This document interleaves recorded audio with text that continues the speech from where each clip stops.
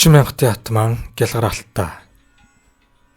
50-аад оны сүүлчээр баг тойрог 40,000-т ашиглалтанд орж, усны гудамж, борчуудын гудамж, зүүн хүрээний айлууд анхлан орчин үеийн тохилог орон сууцнд амьдрах болсон билээ.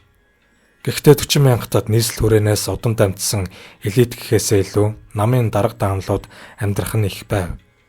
Гэхдээ нэг талаас нь авч үзвэл мал хуйтай, унаад хэрэгтэй, баян тарган хүмүүс нь төдийлөн байранд орохоос төгшөөж байсныг дурдах хэрэгтэй. Тэд долоон буудал, дамб, яармгийг илүүд үзэж байлаа.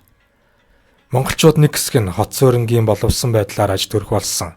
Харин сөрөг урд дагавар нь бөөнөр нэг дор бөөгнөрөх болсноор хүүхэд залуучууд бие биенийхээ муу зуршлаас амархан суралцж, бүлгүүд үүсч зодоонуудын хийх, айл ухах, халаас суйлах, дээрэм хийх нь ихсэв. Ингэснээр шин цагийн эрүүгийн нөхцлөд үүсэн бий болсон гэж судлаачид үздэг. Чухам 1950 оноос эхлээд л 40,000-ийн атманууд бий болжээ. Энд голдуу дээдсүүд амьдардаг байсан учраас дарга нарын хүүхэд дэггүй, багш нарын хүүхэд сурлага муу, эмч нарын хүүхэд бохир заван, цагдаагийн хүүхэд хулгайч гэдэг яриа олонний дунд дэлгэрсэн гэдэг.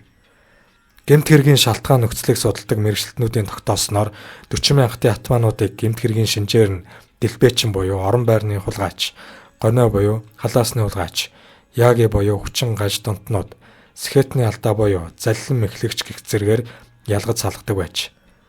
Түүнчлэн 40,000-ийн атмануудыг 60-аас 70 оны үе, 70-аас 80 оны үе, 80-аас 90 оны үе гэж ангилдаг байлаа. Харин 1990 оноос хойш энэ байдал эрс өөрчлөгдөж хамгийн том хэргийг хэн ч үл таних хөдөөний залуучууд ч үлдэх болсон нь аливаа хэргийг илрүүлэхэд ихээхэн бэрхшээл учруулдаг болсон байна. Ингээд 1970-аас 80 оны 40,000-ийн атмануудын тоонд зүй ёсоор тооцогддог олонд буюу халахын шоронд гялгар алтаа хэмээн алдарсан Баасангийн алтан гэрлийн түүх намтраас товч өгүүлье.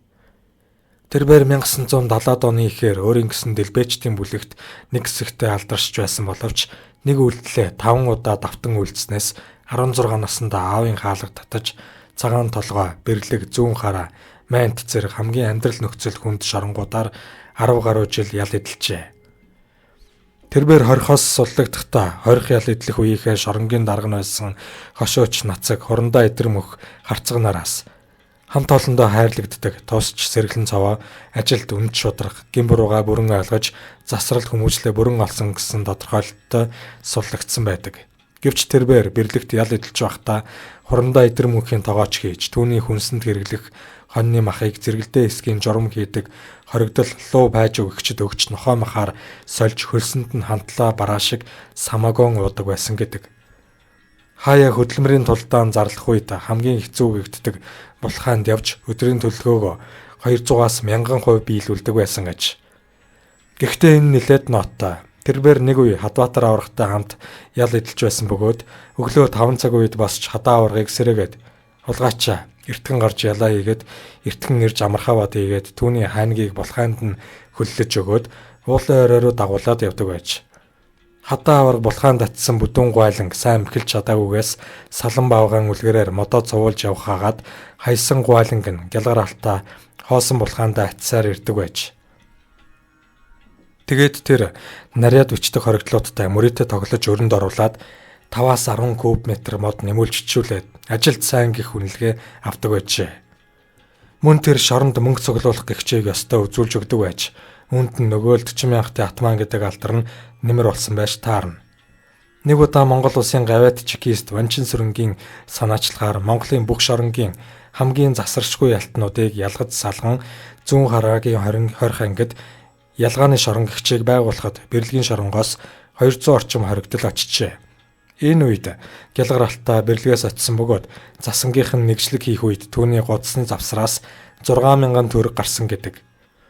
Тухайн үеийн 6,000 төгрөг асар их мөнгө. Нэг хоригдлоос ийм их мөнгө гарахад шоронгийн ажилтнууд гайхахын дээдээр гайхаж нүдэн орой дээрээ гарч байсан гэдэг. Тэр тусмаа хөрөө хэрэг хоёроос өөр юм дуурдаггүй бэрлэгийн шоронгийн хоригдлоос шүү дээ.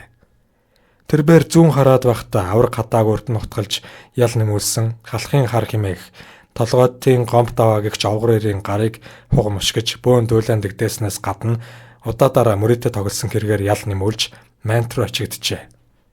Түүнийг майнтад очиход дашийн мундаа, ногоон чойлон, спортын мастер хөрөлсөх, тавцсан лавг, дархны өндгөөгийн хүрлээ луу пайжуу биокомбинатын гахаа жаганаар баяр ёслолын байдалтай хүлээн авч өөрийн галдаа багтаасан гэдэг. Манер Мантад байхдаа мөрөөдө тоглохоос өөр ноцтой зөрчил гаргалгүй байсаар 3 жилийн дараа суллагдсан байна. Тухайн үед Мантад эрүүгийн төлөөлөгчөөр ажиллаж байсан жаргалд орж хожимд урсахдаа бид 40 мянгатын гялгар алтаа гэгч маш аюултай этгээд ирж байгаа тухай дээрээс онц ноцтой мэдээлэл авсан. Тэгээд гялгарыг хараандаа байлгаж гүйцэтгэх албаны шугамар тогтмол тандаж байсан хэдий ч тэр ямар ч муу юм хийдэггүй. Харин ч нийт хоригдлын дунд маш их нөлөөтэй ядарч зовсон жирийн хоригдлууд түүнийг шоронгийн даргаас илүү хүндэлдэг. Шоронгийн овгорууд ч түүнд маш дотн сайн байдаг байлаа. Үүний нууцыг би тухайн үедээ лав олж чадаагүй. Хожим сонсох нэ манер 40 мянгатад нэр нөлөөтэй авсан их гарын дэлбэчин байсан юм билээ гэсэн байдаг. Гялгар алтаа багаасаа буруу замаар ороогүй бол маш сайн удирдахч болох байсан гэж хамсаатнууд нэгдүгээрч дурсдаг. Тэрбээр 1981 онд шоронгоос суллагдаад урт цагааны үдээр нэг хэсэг гар иджээ.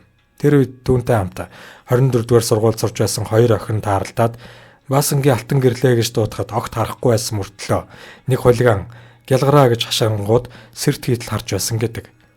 Хожим манер нөхөддөө сүүлийн 10 жил намайг овог нэрээр минь дууддаг хүн байгаагүй болохоор овог нэрээ хүртэл мартчихаж намайг хулгаач гялгараал гэдэг шүү дээ гэж ярьсан байдаг. Тэрбээр 1981 онд Улаанбаатар хотын зам гүүрийн барилга тэрээстэд туслах ажилтнаар ажилд оржээ. Тэгээд тэр жилдээ Дорнод аймгийн Сүмбэр суманд очиж халах гол дээр бетон гүүр барилцаж байх үедээ ардын хувьсгалын барьцаан чимэд гэгч өвгний ганц өргөмөл охин оюун цэцэг гэгчтэй гэр бүл олж 2 хүүхэдтэй болжээ.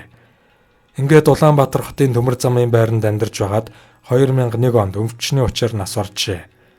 Энд нэг зүйлийг зориуд дуртахад тэрбээр 1996 оны орон нутгийн сонгуулиар Дорнод аймгийн Сүмбэр сумын иргэдийн төлөөлөгчдийн хуралд өрсөлдөөд 85%-аар ялж улмаар сумын иргэдийн төлөөлөгчдийн хурлын даргаар ажиллаж байх үед нь нэгэн шар сонин дээр 40 мянгатын хулиган Батүл өөрийн багын найз Атман гялгар алтааг Сүмбэр сумын засаг дарга болгожээ гэсэн ташаа мэдээлэл гарч байсан удаатай.